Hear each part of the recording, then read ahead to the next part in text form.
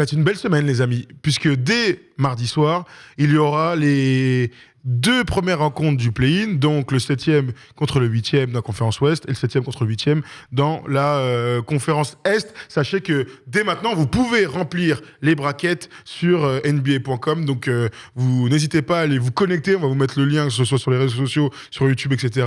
pour jouer avec nous, on va le faire aussi comme chaque année. On va se le faire, mais comme c'est un peu long, j'ai pas du tout envie, il est 23h18, je préfère qu'on fasse des quiz à la fin. Donc voilà, le play-in, les amis, ça va être... costaud, ça va être très sympa. On va commencer par la conférence Ouest parce qu'elle est 10 fois plus excitante, on va pas se mentir. On a déjà parlé des Minnesota Timberwolves et de l'absence de Rudy Gobert face aux Lakers, mais sachez donc qu'à 4h du matin, mardi soir, il y a un Lakers-Wolves. Les Lakers sont passés, les gars, rassurez-moi. Alors oui. Oui, on va voir les codes tout à l'heure, mais avec ce qui s'est passé aux Wolves, Rudy qui est suspendu, j'ai envie de te dire oui. Maintenant, il y a un match à jouer. Maintenant, il y a game. En face, il y a quand même un lardon qui, si jamais il prend feu Anthony Edwards, attention, ça peut être quand même vilain. Il y a Mike Conley qui est un mec d'expérience. Il y a Karl Anthony Towns qui revient. C'est un match ultra excitant. Et c'est pour ça que quand j'ai vu Rudy suspendu, ça m'a fait un peu chier parce que j'étais convaincu, je le suis un petit peu moins, mais ils peuvent le faire. J'étais convaincu que ces Timberwolves-là pouvaient faire un joli coup, face aux Lakers. Il me semble même que la dernière fois ils se sont dépassés aux Lakers, ils ont gagné. Nos amis, ils ont fait une belle semaine, ils avaient battu les Clippers. Et donc, les Lakers, il n'y a pas si longtemps que ça. Tu dis quoi, toi, Thomas ? Je vois aussi les Lakers passer, surtout quand on les voit sur la fin de saison. Après cette trade deadline, ils sont revenus très très forts. J'ai l'impression qu'ils sont en place, ils ont enfin trouvé leur rythme. Après, comme Erwan l'a dit, à Minnesota, il y a Edwards, il y a Towns qui peuvent prendre feu sur un match. Tout est possible en fait. Ça aurait été une série, j'aurais dit les Lakers favoris largement. Sur un match, tout peut arriver. Mais quand même, avec l'expérience des Lakers, LeBron, tout ça, on connaît le Anthony Davis qu'on aime, même s'il a... ça va, il est bien, mais on le veut agressif dans la raquette comme on l'aime. Et puis, quand même, grosse pression sur le dos des Lakers, mine de rien. Ils sont à domicile. Ouais, ils sont à domicile, mais tu le perds. Là, tu te retrouves à jouer un deuxième match de barrage là, de play-in. Il faut pas te rater, parce que là, ça sera un échec total. Après ce qu'ils nous ont montré en fin de saison, s'écrouler comme ça sur un match, ça serait très difficile. Et la légende King James, elle en prendrait un coup aussi. Moi, je rejoins complètement. Pour moi, ils ont sauvé la saison. Pour vraiment que ce soit pas la honte de rater 2 fois les playoffs d'affilée, que ce soit les Lakers et LeBron James. Pour finir le boulot. Mais je pense qu'un premier tour de playoffs, ça serait quand même finalement, avec ce qui s'est passé avec la trade deadline, cette équipe-là qui a enfin trouvé un petit peu de profondeur, qui a trouvé un petit peu de cohésion, rater encore une fois les playoffs, ça serait quand même une brave catastrophe. Attendez, là, vous imaginez vraiment qu'ils soient sortis ? Non, tout est possible. Les gars, pour moi, c'est les grands favoris. Là, on est là en train de faire les machins. J'y arrive. Pour moi, de toute façon, je vais te dire, pour moi, là, jouer n'importe quelle équipe qui va jouer les Lakers, où en face, il y a LeBron et Anthony Davis à 100%. Mais pas que. Moi, ce que je vois, c'est que depuis la trade deadline, c'est la meilleure défense de NBA. Ils ont un des meilleurs bilans, je crois que c'était 17-8, je crois, depuis l'arrivée des mecs. C'était pas... Là, on est plus sur... ils se sont remis. Gros, c'est la meilleure défense. Ils ont des points forts de malades partout. Ils ont énormément d'expérience. On peut parler du vécu collectif, pourquoi pas. On peut parler du coach, etc. Et surtout, ils jouent une équipe où il n'y a pas Jalen McDaniels, il n'y a pas Naz Reid, il n'y a pas Rudy Gobert. Attendez. D'ailleurs, regardez, les bookmakers s'y trompent pas. 1,26 pour les Lakers, c'est grand favori. 75. Moi, alors, il y a un match à gagner. Mais frère, là, en tant que fan des Lakers, je vous le dis, gros, je veux une victoire probante, frérot. Je veux une victoire probante. Je suis totalement d'accord avec toi. Après, c'est un match. Moi, sur un match, on a vu des choses arriver. C'est pour ça, ça aurait été une série. C'est pour ça que je te dis, sur une série, les Lakers, grands favoris. Sur un match, certes, ils sont favoris. Mais attention, ça peut arriver de passer au travers. À eux de faire le boulot. Est-ce qu'ils peuvent perdre le match ? Oui, comme tout le monde peut perdre un match. Est-ce qu'ils sont grandissimes favoris ? Oui. Frérot, ils se sont trouvés une hiérarchie d'équipe, une cohésion, une défense. On essaye de mettre un peu de suspense. C'est pour ça que moi je pense que l'absence de Rudy, elle les condamne. Et McDaniels. Nazrid. Pour moi, les condamne. Ils sont pas complets. Donc pour moi, ils pourront pas les taper. Après, je te dis. Ils ont 2 mecs qui, s'ils prennent un coup de chaud, après on sait jamais. Et les Lakers, on sait que par moment, quand en attaque, ils y sont pas, qu'ils sont pas inspirés, c'est pas dans ces moments très très laid. Mais dans ces moments-là, il y a quand même une expérience. Il y a LeBron James et Anthony Davis. Même si la dernière équipe qui a joué un play-in et qui l'a gagné, c'est les Timberwolves et pas les Lakers. Non, mais il y a 2 ans, c'est les Lakers contre les Warriors. Voilà. Donc, voilà. Oui. Donc, je veux dire, ils l'ont déjà joué, les deux, là. Franchement, ils perdent là. Et sachant que le deuxième match, il est encore à domicile, hein. Oui. Donc, wow. Non, mais Ils font moi, 2 matchs à domicile pour se qualifier. À un moment donné, si tu ne te qualifies pas, faut brûler la franchise. Non, mais attends. Ils ont le meilleur joueur de l'histoire, Austin Reeves, dans l'équipe. D'ailleurs, en fait, c'était son triple-double l'année dernière. Vous l'avez vu passer, ça? L'année dernière, pour le dernier match. C'était contre les Nuggets. Il finit en 36. Je crois que c'est dans 31 points. Dans 36 points. 16 rebonds, 10 passes. Voilà. Et une victoire en prolongation. Je vous donne ça comme ça, c'est les petites infos bonus. Bon, en tout cas, les Lakers, a priori, passent. On va se projeter, du coup, sur le 9-10, qui est plutôt ouvert. Pelicans, Thunder. On va regarder ensemble pour voir les bookies, parce que j'imagine que les Pelicans sont favoris. Ils avaient fait un bon match à Minnesota. Ils pouvaient aller 8e, ils se sont fait battre sur la fin du game. Vous en dites quoi, les mecs? moi, j'ai envie de mettre une pièce sur le Thunder. C'est mercredi soir, ça. J'ai envie de mettre une pièce sur le Thunder. J'ai beaucoup aimé cette équipe. J'ai beaucoup aimé l'identité de cette équipe. Mine de rien, les Pelicans ont alors ils ont réussi à redresser la barre. Ça a mis du temps de redresser le mât, mais ils ont réussi, notamment avec un Brandon Ingram exceptionnel. Ils ont toujours pas Zion, mais je trouve que alors l'expérience, elle est clairement pour les Pelicans. Je me souviens que l'année dernière, ce play-in et ce premier tour de playoff face aux Suns, était incroyable. Mais je sais pas, j'ai envie plutôt que la jeune expérience des Pelicans, j'ai envie de miser sur la fougue et la vraie profondeur du Thunder autour d'un Shai Gilgeous-Alexander habité à l'idée d'avoir emmené cette équipe-là. C'est le match que tu as envie de pour voir. le Thunder. Oui, je te donne mon avis. Non, mais je pense que Je pas dit que c'était grave, je dis c'est le match que tu as envie de voir. Surtout que le Thunder, Il est sur tous fou, leurs ce derniers joueur. matchs pour se qualifier au play-in, alors ils en ont lâché certains, comme face à Phoenix, ça a été dur sur la fin, mais c'est une équipe qui est toujours dans les matchs. Qui est toujours dans les matchs. Et quand tu arrives dans un money time et qu'en face il y a Shai, en général, il y a mal tempo. Alors, l'autre côté, il y a Brandon Ingram. Mais je sais pas, On a vu Murphy, toute la clique la mettre faire leur match à plus de 30. J'ai un petit feeling. J'ai un petit feeling autour du Thunder. Ok, petit feeling partagé ou ça sort, ça? Ouais, j'ai envie de partager son petit feeling. Je crois en cette folie du Thunder menée par Shai qui est exceptionnel. Je le sens capable de sortir 2 perfs, enfin en tout cas une perf contre les Pels pour les porter, en tout cas pour les emmener sur un match très serré. Il y a du talent autour, il y a pas mal de joueurs qui sont capables de scorer, d'amener des choses à la création et j'ai presque envie de dire qu'ils n'ont rien à perdre parce que c'est un peu la surprise de cette saison. Donc c'est que du bonus pour eux, même si quand on est arrivé à ce stade-là, on a envie de gagner. Et voilà, j'ai envie de jouer aussi ce petit côté jeunesse, renouveau, parce que moi, les Pels, ça reste une grosse frustration pour moi cette année. Voilà, je les avais mis dans mon top 3 de la saison, avec Zion, bien sûr. On a vu quand il y avait Zion, ça tournait plutôt bien. Et voilà, sans Zion, ça va être... Quelle déception. Ouais, c'est une énorme On va pas le déception. revoir, je sais pas combien de temps encore. Là. Ouais. Et voilà, les Pels, après, ils ont de l'expérience avec McCollum, avec Ingram, qui est fantastique aussi.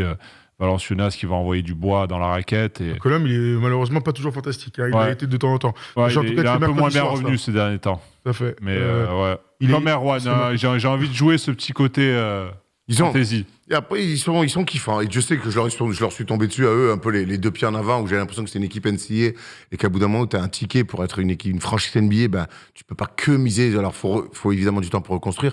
Mais là, je trouve que cette année, ils nous ont fait découvrir beaucoup de joueurs plutôt très Williams, cool. un rookie qui est dans les 5. Lui, pour moi, c'est le premier, le deuxième. lui, c'est mon numéro 1. Je vois bien un bon Dort là sur Ingram, tout le match. Des combats. Ils vont avoir des choses à prouver. Ils sont nouveaux là sur cette scène-là et je pense qu'ils vont avoir envie de montrer au monde entier. À 20 points, voilà.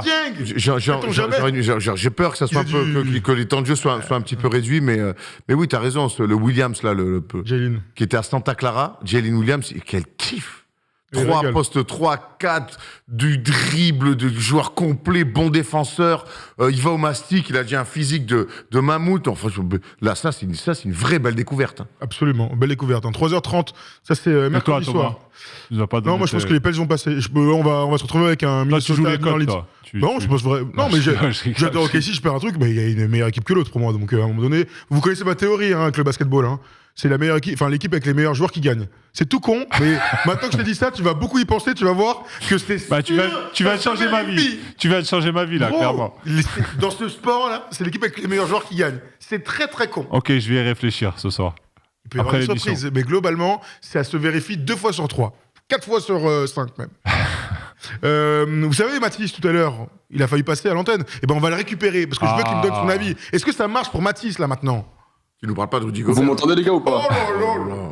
Mathis. C'est lui qui nous entendait pas. Est-ce qu'il nous entend? Ouais, tu nous entends, toi?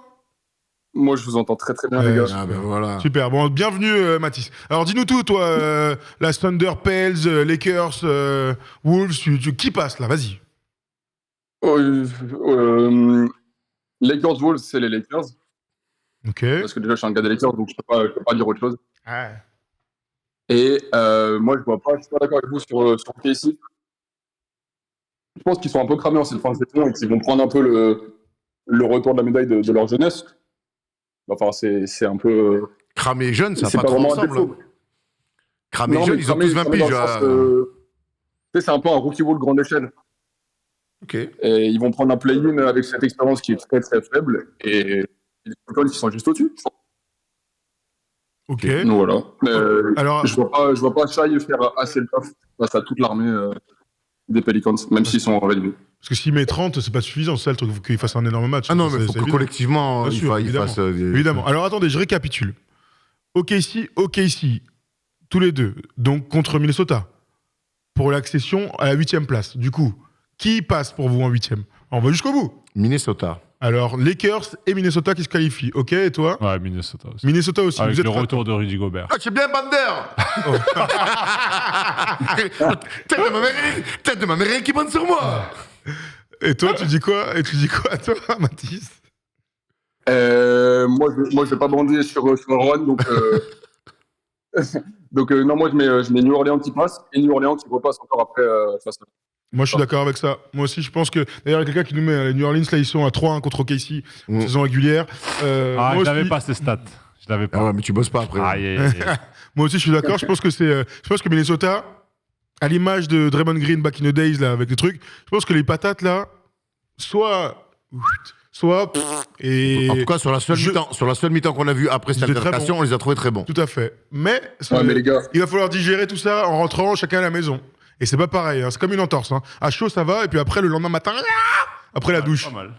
Attends, j'essaie de faire plein de métaphores comme ça. Tout à l'heure, je disais c'est les meilleures équipes qui gagnent. On m'a dit Détroit 2004, Mavs 2011. C'est ce que je vous dis. Vous me sortez des exemples comme ça, du chapeau. Je vous dis que ça marche pour 4 sur 5 des matchs. Voilà, réfléchissez ça. Et il y a toujours des trucs, frère. Bah ouais, il y a des surprises. Hein, sinon les Kings, ils seraient pas champions NBA. Hein. Pas encore. Pas encore. On passe pour la conférence S, du coup, parce que vous m'avez donné vos petits trucs, c'est intéressant. attends. Ah, vas-y, Comment dis-moi. Juste au niveau du play-in à l'ouest, on est d'accord que les Wolves, sans Nasrid et Gobert sur le premier match, ils vont se faire ouvrir à l'intérieur. C'est pas une option. Et comment ils vont faire dans un play-in où j'imagine que ça va être plus physique pour tenir Valanciunas avec, en plus, Towns, il est de retour, il va pas au Maastricht, il l'a jamais fait. En plus, sur une jambe, il peut pas. Comment ils vont faire les Wolves pour passer Ils vont galérer, t'as raison. Hein. Mais ça, c'est clair, c'est insoluble. Hein, sans Rudy, sans les grands, là. Ils sont dans la merde, de toute façon. Hein. Rudy, Ah, mais ils sont dans la. Et c'est pas Kyle Anderson. Kyle Anderson, il va pas faire la maillot. Rudy va revenir. Rudy va revenir J'espère sur qu'il va revenir sur le le match match 2. Et puis en plus, ils vont jouer au KC, donc ils auront pas Valanciunas. Ok. Bon. Voilà, écoute, on verra hein, de toute façon, hein, mais en espérant qu'Anthony Davis soit à 45 points, ce sera bon signe pour les Lakers. On va dans la conférence Est, et dites-moi dans le chat, là, vite fait, mais je sais pas si vous avez le même sens ça, mais la conférence Est, là, tout le monde s'en fout, en fait. Là, pour le play-in, il y a On un s'en truc... bat les couilles. Oh, t'es Oh dur, là Thomas. là, non, mais pas on s'en bat les couilles, Attends, mais... Thomas, t'es un peu dur, mais non, en fait, t'as raison. Alors, je vous donne quand même le programme, parce qu'on est professionnels, hein, comme qu'on dit chez nous. Le premier match, donc, entre le 7e et le 8e, aura lieu à 1h30 du matin, entre Atlanta à Miami. Voilà. Et donc, mercredi, on a Chicago à Toronto à 1h du mat. Mercredi. On commence par Atlanta à Miami, on regarde les cotes ensemble. Ah, tu veux nous mettre ça, c'est magnifique, merci. Mais mets-nous plutôt les cotes, mon Tom, pour voir ce que vont choisir les bookmakers, parce que Miami dans le play-in, eh ben, ça fait tâche, mais c'est contre Atlanta, donc il y a risque, même si on se souvient que Miami, avec Trae Young, en général, ça joue dur, mais c'était back in the days, hein. Il y a bien Back longtemps. in the day, c'était l'année dernière. L'année dernière, Miami avait éteint. Ouais, mais en un an, il s'est passé beaucoup de Ouais, il choses. s'est passé beaucoup de choses. Tiens, regarde, 1,50 Miami et 2,60 Ouais, Atlanta. alors moi, je vais aller très simple hein, sur la conférence Est. Miami sort les Hawks, Toronto sort Chicago et Toronto sort les Hawks. Voilà. Très bien, merci Erwan. Et toi, tu dis quoi Ouais. Est-ce que tu es capable de tenter un coup quelque part? Non, Miami sort les Hawks, bien sûr. Et ensuite, c'est Raptors. Oh, j'ai un trou. C'est Raptors, c'est Raptors Chicago. Les Bulls. Raptors Chicago. Qui a mieux Raptors sort les Bulls. Et Raptors sort les. Donc. Pour le banc. Ok, et T'as toi, dit ça, Mathieu toi Ouais. J'écoutais pas, putain. Ouais, mais ça veut dire que t'étais sincère. Toi aussi, t'es d'accord avec ça, Mathis? Pour toi, c'est le Heat et les Raptors qui passent? Ouais, moi, j'ai le même bras que Juan, ouais, pour le coup. Bah, est-ce que Paul peut nous défendre les Bulls? Polo, ils peuvent le faire, les Bulls, ou pas? Il faut en gagner 2, Polo. Bah alors du coup, tu pourrais parier 50 balles sur tes Bulls ou... Oui, tu vas juste comme ça. Ah bah alors je dois tout répéter. Alors Polo dit que les Bulls sur un match peuvent le faire. Je dis donc, il y en a 2, il dit ouais mais un match après l'autre. Je dis est-ce que tu peux parier 50 € sur ton équipe? Il a dit je ne parie pas, mais je suis quand même pour les Bulls. Donc voilà, ce qu'on appelle un avis fort. Est-ce que les 10e de cette conférence Est vont passer 8e? C'est ce qu'on souhaite aux Chicago Bulls. Ce qui est dingue, c'est que les 4 équipes là qu'on a, c'est 4 bonnes équipes. Vraiment 4 bonnes équipes qu'on attendait, pourquoi pas, dans le top 6 et qui se retrouvent là agglutinées en galère dans le play-in. C'est aussi la réussite de cette fin de saison NBA, c'est qu'ils ont réussi à nous faire kiffer le play-in. Hein. Je sais pas pour vous, mais moi je kiffe le play-in, ça y est. Moi, je te dis, tu connais ma théorie, je trouve ça injuste d'aller repêcher des équipes 9 et 10. Pour moi, si tu fais 9 et 10 de conférence, ta saison, elle doit s'arrêter. Mais l'enjeu, ce fameux truc sur un match, le do or die, pour moi, finalement, l'enjeu a finalement pris le pas sur et l'excitation a pris le pas sur un peu la justice entre guillemets. Le côté FIFA style, ça. Petite michto. Un peu. Ils avaient qu'à- Et alors, il y en Ils a qui avaient qu'à réussissent. finir dans le top 6, hein. Écoute. Oui, d'accord. Ah. Mais je trouve que j'avais l'impression que le top, dites-moi dans les commentaires ce que vous en pensez, j'ai l'impression que le top 8 me paraissait un peu plus juste. Voilà, mais bon, après. Moi, il n'y a pas de mais- surprise. Hein, mais par pour le contre, coup, ça dans fait les- des super matchs à chaque fois et c'est très excitant. Il n'y a pas de surprise, tu me dis, tu les attendais. À part le hit, d'accord, dans les 6, les voilà. 3 autres, il y a Atlanta. pas. Ah, regarde Brooklyn comme ils ont. Atlanta Bon. Regarde Brooklyn Ah, qui c'est à devait, l'autre on attendait Atlanta. dans le play-in et finalement on s'en sort l'extrémiste. Bravo voilà. à eux d'ailleurs. Ah bah clairement, bravo Ils ont à eux, hein. maintenu le cap et ça fait bien Gros, ils plaisir. ont eu un moment de galère, ils ont Et là- perdu des matchs et sur la fin, ils en ont gagné. hein. Et leur cap, on sait comment il s'appelle, hein?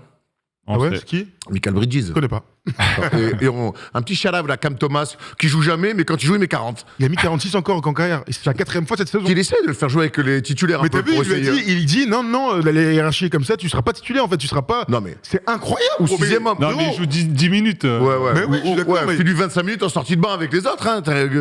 Ou plus. hein. Après, Ouais, c'est ou un plus. gars- 40 le mec. Ah, après, c'est un gars, dès qu'il touche là-bas, il envoie. Donc, C'est ce qu'on aime, c'est et la ouais, nous, on NBA. kiffe ça. C'est la NBA.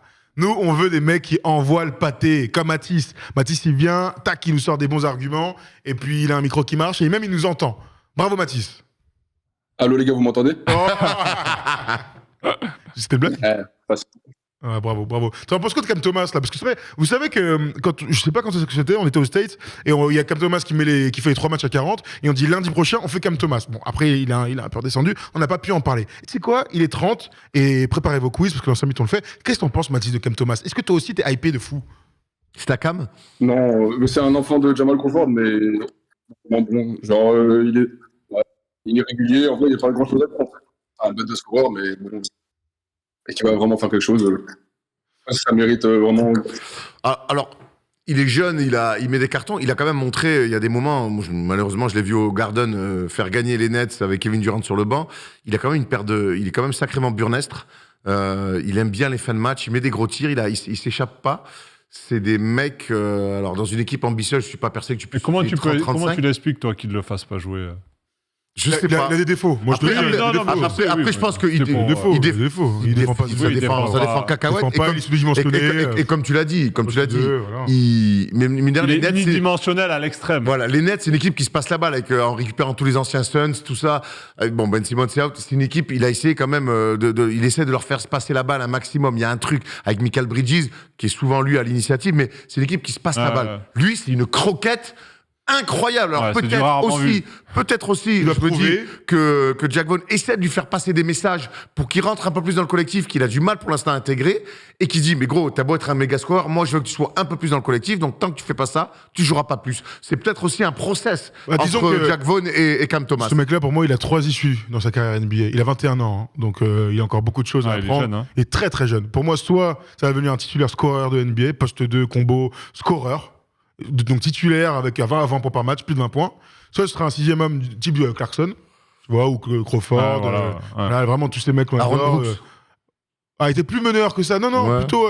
Non, mais vraiment, les mecs référencés. Clarkson qui rentre, qui balance, Voilà, quoi. vraiment, t'es un Clarkson, c'est ce scoreur qu'il fait, sorti de banc et tout. Soit, ce genre de mec qu'on retrouvera en Chine rapidement. Qui va pas trouver sa place. En Chine, il va tourner à 70 points. lui. Mais c'est ça, il y a des mecs comme ça, tu vois, vraiment, où il est sous-dimensionné, il va pas pouvoir défendre, il va jamais se mettre dans le collectif, etc.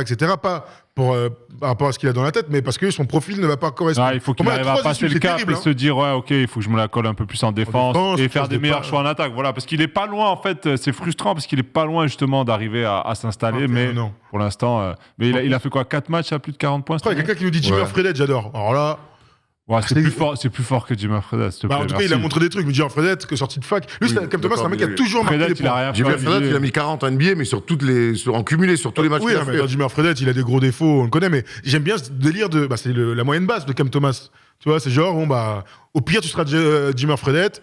Au milieu, t'as Jordan Clarkson, et puis en haut, je sais pas, un poste 2 qui peut pas vraiment jouer meneur, qui fait 1m90. Jamal Crawford. Lou Williams. Il était plus grand encore, et puis il Ouais, était titulaire et tout, Jamal Crawford. Ouais, Lou Williams. Ouais, même Lou Williams, il était titulaire quand même longtemps. Il était tellement fort, le Williams. Ah ouais. Putain, c'était dur. Hein. Non, Clarkson. Moi, je pense que Ouais, Cam Clarkson, c'est Thomas- le plus. Ah, mais un meneur. Tu dis quoi? je pense que Cam Thomas, il convient mieux à une équipe comme l'ancienne DNS, enfin, à la fin du début de saison où il y a très peu de jeu collectif, alors que maintenant, comme l'équipe elle est construite, il faut quand même chercher du lion et tout, et il n'a pas grand chose à foutre ici. Ouais, clairement. C'est un mec, en tout cas, qu'on a envie de voir dans des équipes qui n'ont rien joué et qui ont besoin d'avoir des jeunes talents. Très bien. Merci, Mathis, de nous avoir appelés. Bah, merci à vous, les gars, toujours un plaisir.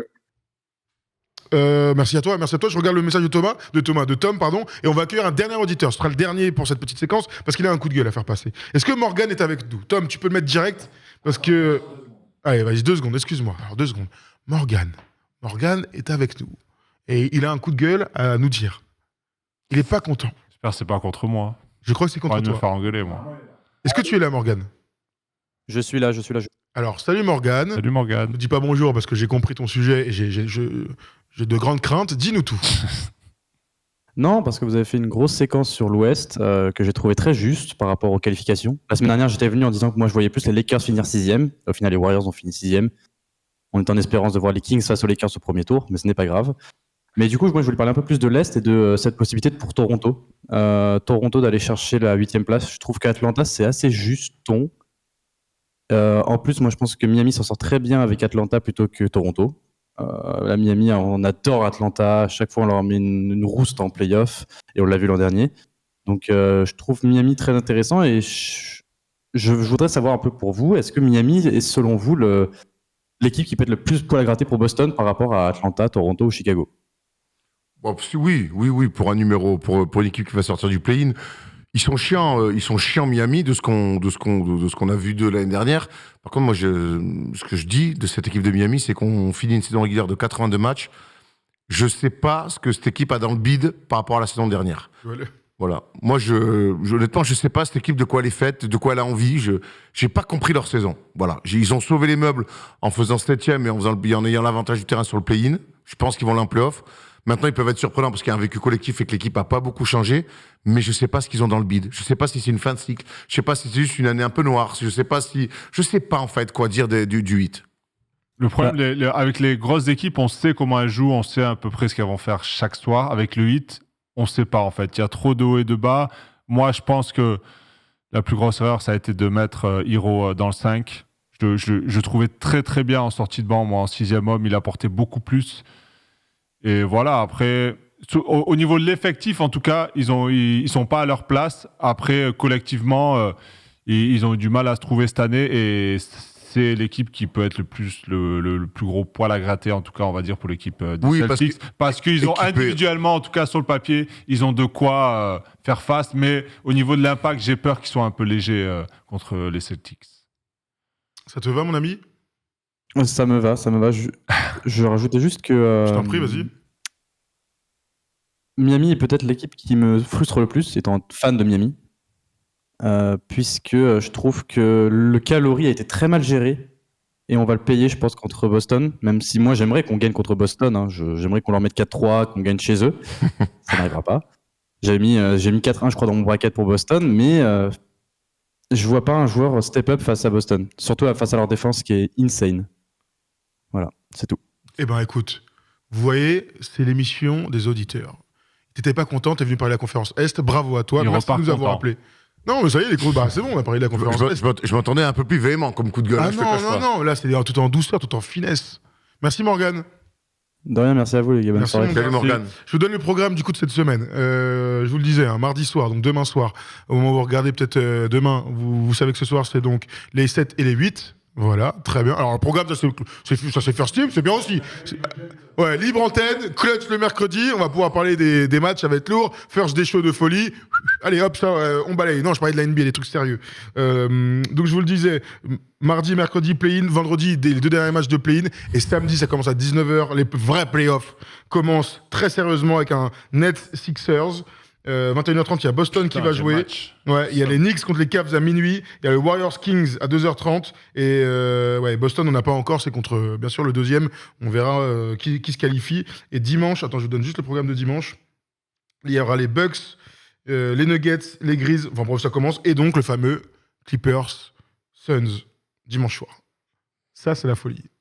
On aura le temps, dans le First Day Show, d'en reparler. On vous donnera un petit peu... On s'avancera, je pense, un petit peu sur le premier tour le plus intéressant. C'est clairement celui-ci. Mais bon courage à tous nos amis par ailleurs, tous les gens du bracket qui veulent tenter leur chance. Je n'ai aucune idée de comment va se terminer cette fin de saison NBA, mais on pourra la vivre ensemble, mon cher Thomas Laroukis et mon cher Erwan Abotrette. Voilà, messieurs. On a hâte. On a hâte. Voilà pour cette vidéo. On vous souhaite un maximum de courage et de vivalité. Voilà. Vivacité. Vivalité. Ouais, c'est la vie. C'est un mix de vivre, c'est être vif, mais en écoutant du Vivaldi. Ah oh, bravo. Ouais, En culture allant générale. faire ses courses Culture. chez Vival. Allez, fin de la vidéo. Fin de la vidéo. Chacun ses références. Là.